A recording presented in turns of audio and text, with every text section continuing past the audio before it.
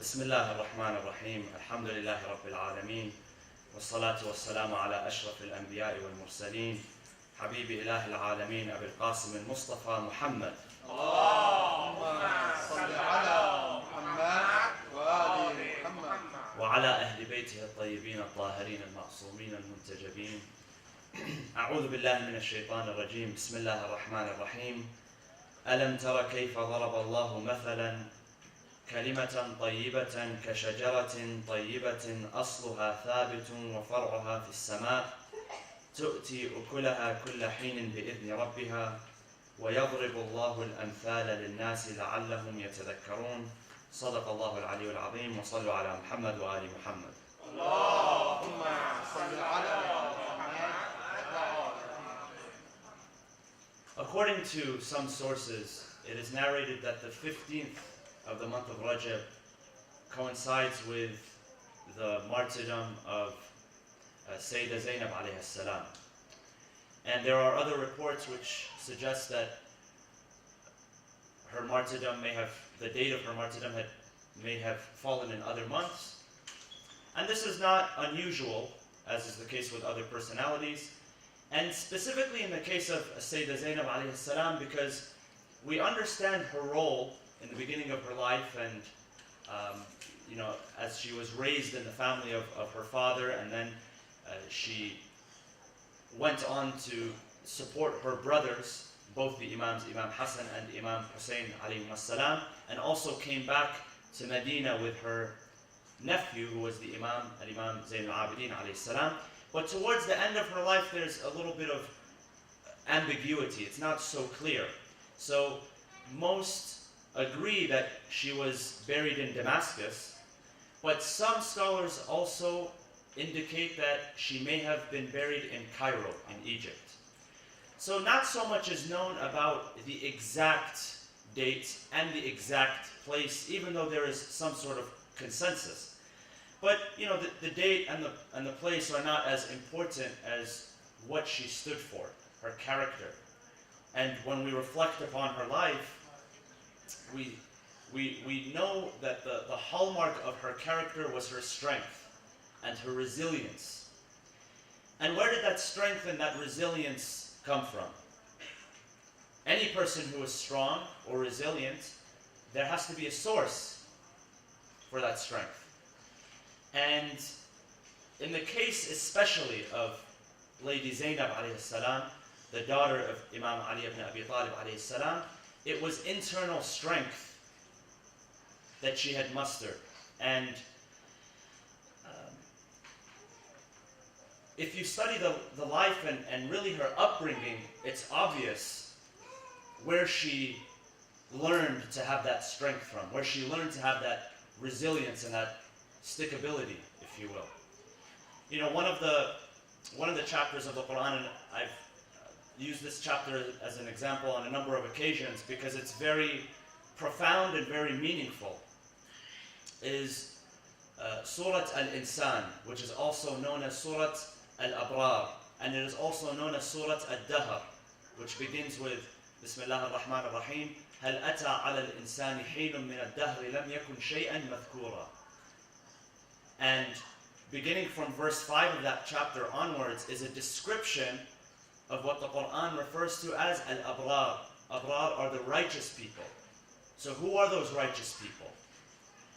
And it begins with a description of them in paradise, but then it speaks about, well, what did they do in this world in order to earn that paradise, in order to earn those blessings.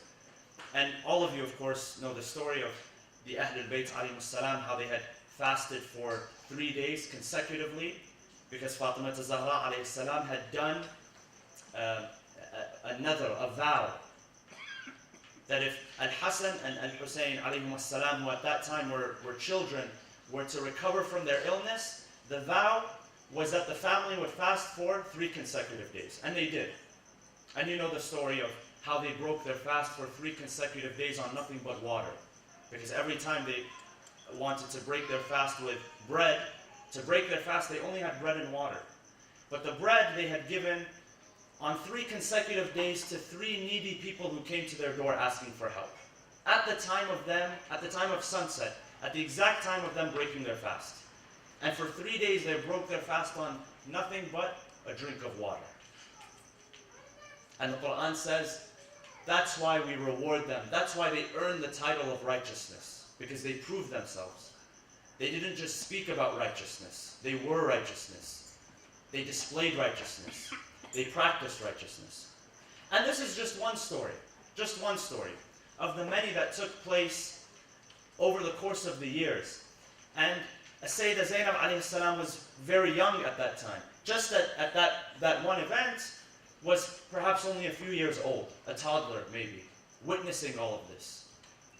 What that teaches us is that what children witness and what they also hear at a young age is what builds their character. You look at people today, some of them are successful and some not so successful. And you can actually trace back the cause of a person's success or failure in part to the seeds that are planted in them as they grow. That's why there's an importance on education at a young age. And of course, as we grow in life, there's not a point where we get to in life where we cannot learn something new. But that age is very vital. And studies have shown us that age is very vital. The older you are, now when you're older you may suggest that, well, we don't learn through practice as much. But when you're younger, when you're a child, you learn through practice. You learn through observation. That's why children, it's very important to control what we do and what we say around children, because that's how they learn. There was a study conducted a while back, many years ago, and they had two groups of children.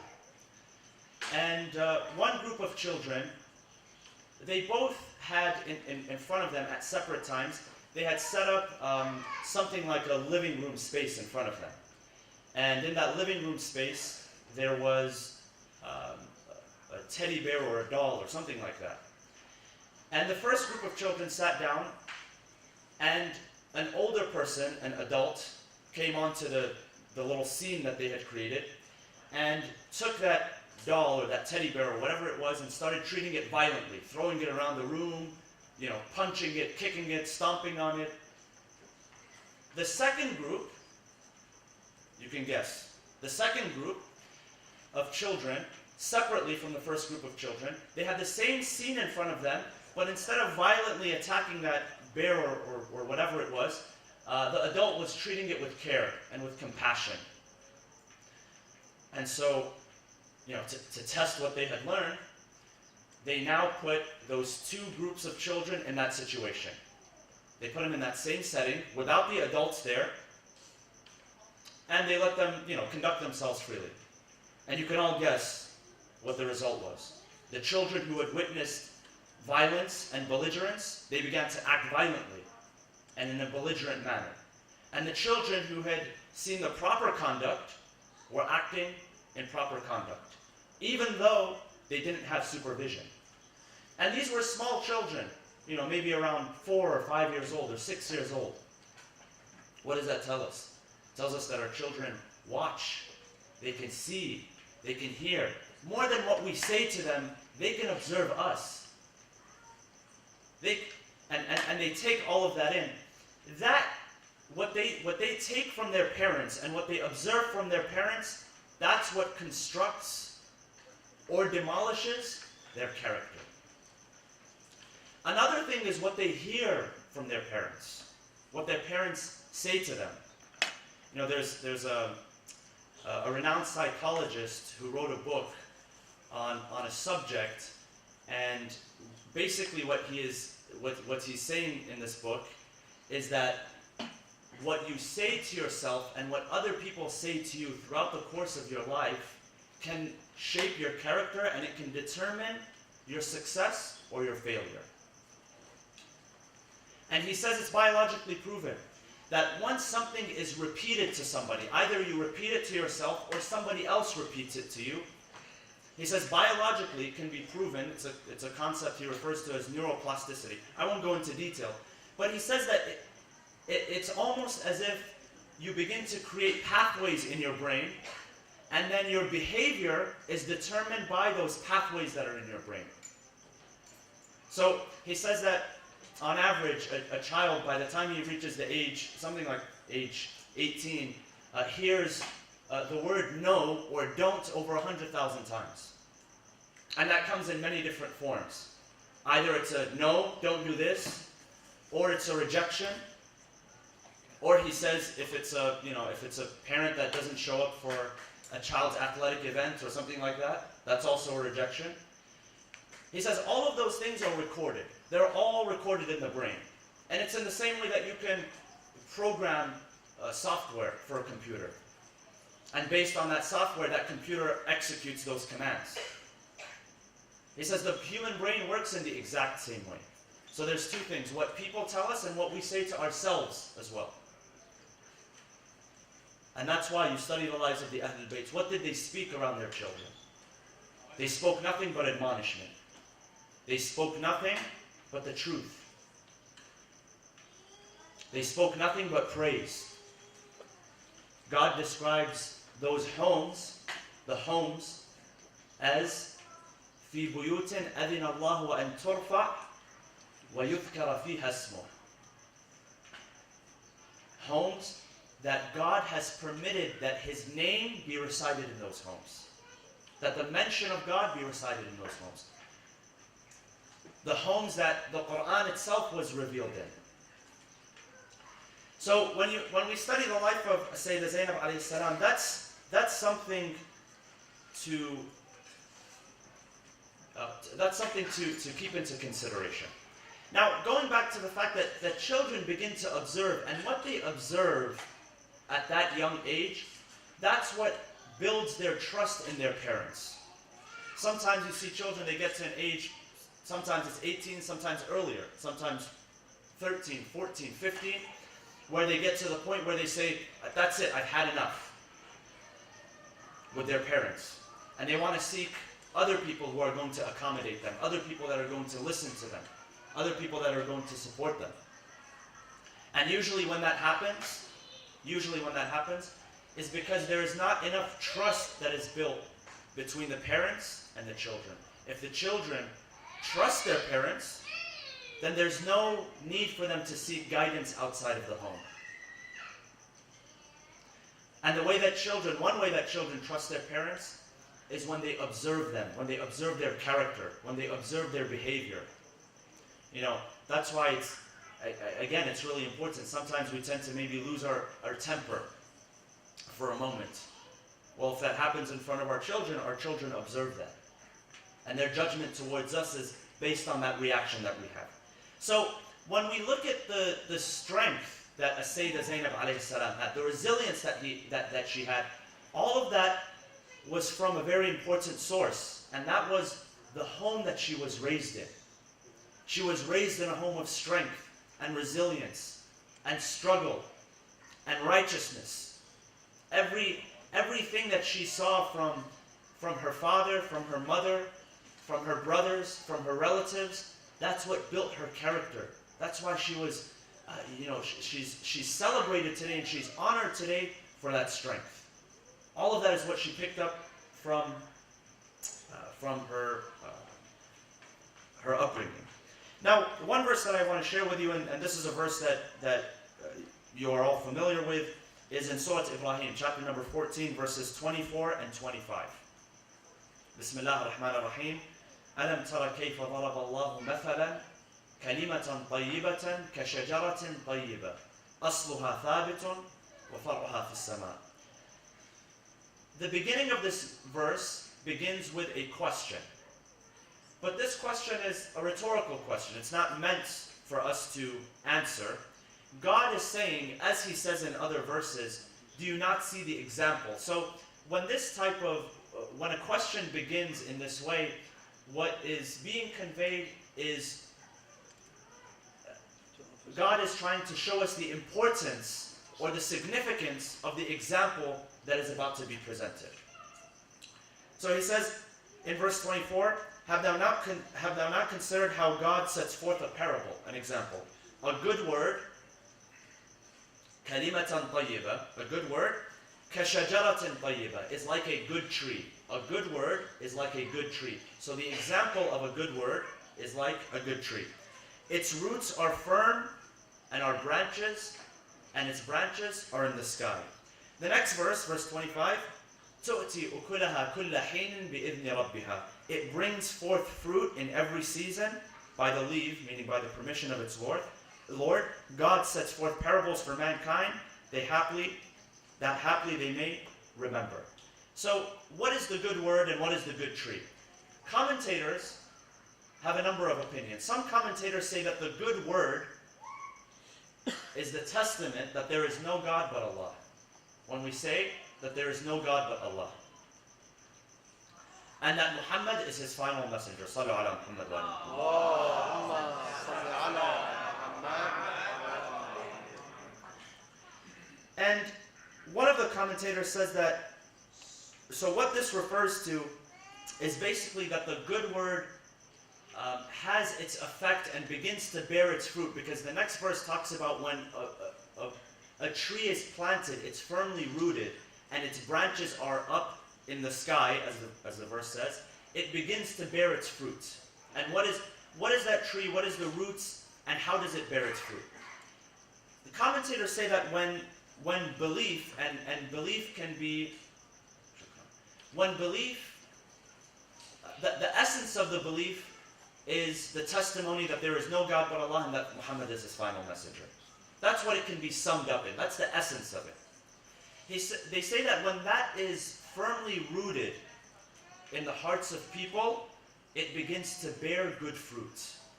Versus what? Versus when it's not firmly rooted in the hearts of people. It does not bear good fruits. That's the logical conclusion from this statement. And the Quran talks about that on a number of occasions. And there were people during the life of the Prophet whom their faith was not firmly rooted. One example is when the Prophet was one time, basically when he was dividing the spoils of war after one of the battles, the Battle of Hunayn. And the Battle of Hunayn took place after the conquest of Mecca, towards the end of the life of the Prophet. During the Battle of Hunayn, there were a number of people that were on the side of the Prophet that had newly accepted Islam. And the Prophet knew what was in their hearts. They accepted Islam because they were forced to accept Islam. Because after many years of rejecting the Prophet, after many years of fighting against the Prophet, finally the Prophet comes back to Mecca, and the Muslims are about to conquer, and that was it for them. So the Prophet knew that even when they accepted Islam, they were very reluctant. They didn't do so willingly. And so the Quran refers to some of these people as being weak-hearted. That the faith is not firmly rooted in their hearts.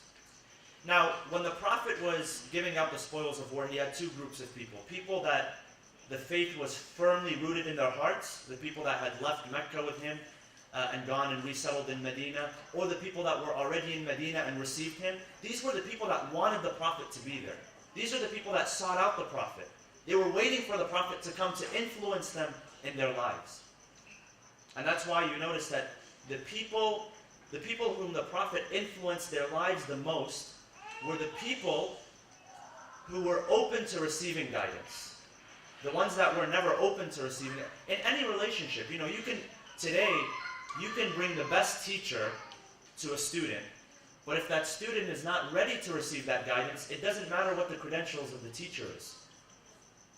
The teacher could be the best in his field, but if the student isn't ready, the student is not going to receive the guidance. The same goes with the Prophet, that there were people who their hearts were not ready to receive the guidance. And God tells the Prophet that a portion of these people, no matter what you say to them, no matter what kind of miracles that you perform in front of them, their hearts are closed. They have closed their own hearts. But the people that were most greatly affected by the Prophet were the ones who submitted to him completely. And the Quran says that those people, their faith will not be complete until they submit to you completely. فَلَا وَرَبِّكَ لَا يُؤْمِنُونَ حَتَّى يُحَكِّمُوكَ فِي مَا شَجَرَ بَيْنَهُمْ ثُمَّ لَا يَجِدُوا فِي أَنفُسِهِمْ حَرَجًا مِمَّا قَضَيْتَ وَيُسَلِّمُوا تَسْلِيمًا. That when you offer them a verdict, they don't find any hardship in their hearts to accept what you're saying. They accept it wholeheartedly. وَيُسَلِّمُ تَسْلِيمًا, with full submission. Those were the people that benefited the most from the teachings of the Prophet. Likewise today, a student that benefits the most from his teacher is the one that wants the guidance, is the one that's hungry for that knowledge, the one that's hungry to be taught. So anyways, you have these two groups of people, and the Prophet, in order to test the people that had lived with him for such a long time, to test their firmly rooted faith, and of course nothing that the Prophet did, we believe, was arbitrary, it was all by the command of God. He took the spoils of war, all of them, which were great. I mean, if you read the history of how much there was, the amount that there was after this specific battle, it's mind-boggling. He took all of it and he gave it to the new Muslims. The ones who weren't firmly rooted in faith. The ones who had even, not only not firmly rooted in faith, the ones who expressed distaste for the authority of the Prophet. And so, what happened, historians say, is that some of those people, they came to the Prophet. Some of those with strong faith, they came to the Prophet. And they said, Ya Rasulullah, I mean, we have left our homes.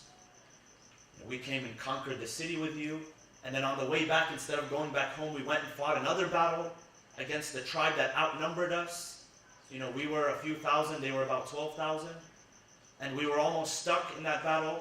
And we almost, the Muslims got stuck in a valley. And the people that they were fighting against they were at a higher position. And so they were superior to them in battle. But God says that we saved the Muslims from that. So they went through all of this, and then at the end of the day, they didn't receive anything. So they said to the Prophet, they said, what is it that we receive?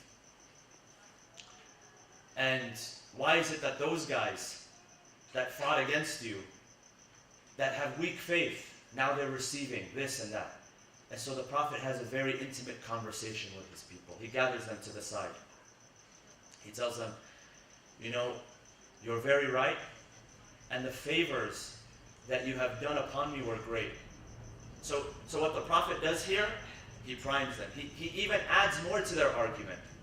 He says that on top of that, on top of the fact that you fought alongside with me, you gave me shelter when nobody else gave me shelter. When I came to you, when I left my city and I came to you in Medina and I had no shelter. And you believed in me when other people didn't believe in me. When my own people didn't believe in me. And you protected me when other people wanted to assassinate me and take my life. He says, your faith, your reward is that your faith is firmly rooted in your hearts. That's the biggest reward that you can have. Not materials, not a status, not a name, but the fact that God has implanted the faith in your hearts and made it firm in your hearts, that's the biggest reward that you can have. And all of them, of course, embrace the Prophet after that. But the point is that the Quran talks about the people who have firm belief rooted in their hearts as having the best of anything that you can ask God for. The best thing that you can ask God for is strong faith in your heart. That's the best thing. The best thing that you can ask God for is that if problems come your way, and problems are, they're a fact of life, that you have the strength to overcome those things. And that's the example that's really set forth through the example of Ahlul Bayt alayhi salam. So, when you read a number of commentaries on these verses, it's interesting when you look at verses away from the scope of Ahlul Bayt alayhi salam. With all due respect, but when you compare these words to the words of the Ahlul Bayt and the commentary to the Ahlul Bayt, what the Ahlul Bayt had to say was second to none. Here it talks about how, those who have firm faith, eventually, in the same way that a tree has a firm root, a tree that has a firm root eventually begins to give good fruit. These commentaries say that the same way that happens, if a person has faith which is firmly rooted in their hearts, that begins to bear into branches and fruit. And that fruit is what? Good words that a person speaks. Admonishment that a person speaks. Righteous actions, having a state of humility, weeping, having a state of humbleness and lowliness in front of the Creator. But if you examine the narrations of the Ahlul Bayt alayhimus salam, it refers to that tree, that blessed tree, refers directly to the household of the Prophet Muhammad sallallahu alaihi wasallam. Allahumma salli ala Muhammad wa alihi. They are the blessed tree. And there's a number of narrations there. Some of them say that the Prophet represents the root of the tree, and his Ahlul Bayt represent the branches and the fruit of that tree. Some narrations even go far as to describe the followers of the Ahlul Bayt as the leaves of that tree, meaning that no matter where you actually came from as your root or your seed, because you are a true follower of those people, you are considered to be from them. Your source goes back to them. And that's what the Ahlul Bayt reinforced on a number of times. They said that our followers, they are from us. They were created from the leftover clay, the clay which is our substance that we were created from. Whatever was left over after we were molded, our followers were molded from that clay, meaning that they came from the same source. They came from the same pure substance. So never forget where you came from as a follower and the lover of Ahlul Bayt alayhimus salam. We ask Allah subhanahu wa ta'ala to accept our deeds and to have this month, the month of Rajab, as a month of mercy and forgiveness and blessings. Bismillah ar-Rahman ar-Rahim. اللهم اغفر للمؤمنين والمؤمنات والمسلمين والمسلمات الأحياء منهم والأموات تابع بيننا وبينهم بالخيرات إنك مجيب الدعوات إنك قاضي الحاجات إنك على كل شيء قدير برحمتك يا أرحم الراحمين وصلى الله وسلم على سيدنا محمد وعلى أهل بيته الطيبين الطاهرين.